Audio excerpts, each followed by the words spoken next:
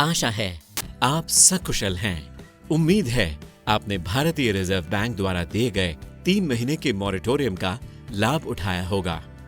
RBI ने moratorium यानी कि किश्त चुकाने की मोहलत को और 3 महीने से आगे बढ़ा दिया है।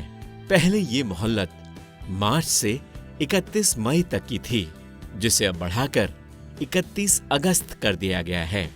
जब पहला मॉरेटोरियम घोषित किया गया, हमने सभी मेंबर्स को इसका लाभ पहुंचाया था।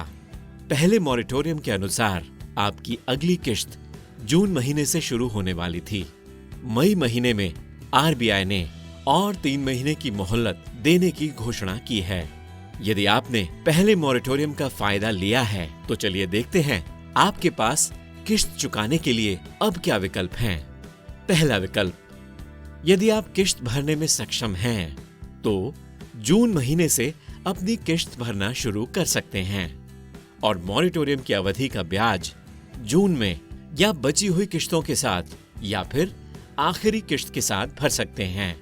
दूसरा विकल्प, यदि आप किश्त भरने में सक्षम नहीं हैं तो आप 3 महीने का मॉरेटोरियम और ले सकते हैं और 6 महीने का ब्याज, जो कि एक बड़ी रकम होगी, अपनी लोन की अवधि खत्म होने के बाद 2 या 3 किश्तों में भर सकते हैं।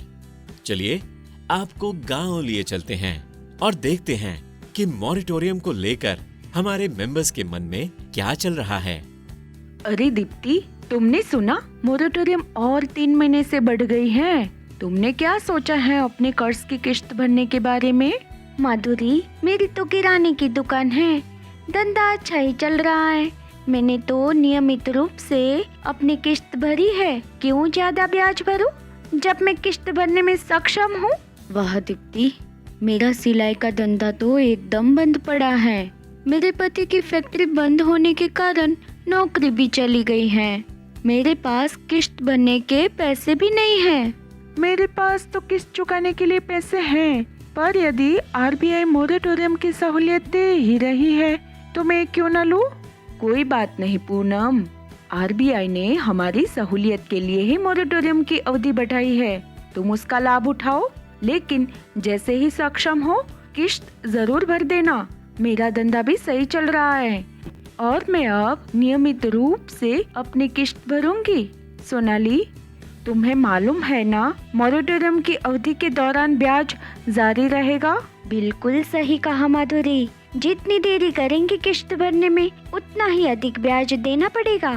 सोनाली, यदि तुम सक्षम हो तो समझदारी इसी में है कि तुम नियमित रूप से किश्त भरो, नहीं तो तुम्हें अधिक ब्याज भरना पड़ेगा और अधिक नुकसान होगा। सही कहा सखियो, मैंने तो ऐसा सोचा ही नहीं था। मुझे यह जानकारी देने के लिए बहुत बहुत शुक्रिया। आपने इन चारों दीदियों की गपशप सुनी। इस कहानी को फिर से दोहराने की जरूरत नहीं है, क्योंकि हम आशा रखते हैं कि आपको बात समझ में आ गई है। इन चारों दीदियों की परिस्थिति की तरह आप किस परिस्थिति से गुजर रहे हैं, अपनी परिस्थिति को समझिए और सही निर्णय लीजिए। अधिक जानकारी के लिए हमारे ब्रांच अधिकारी से संपर्क करें।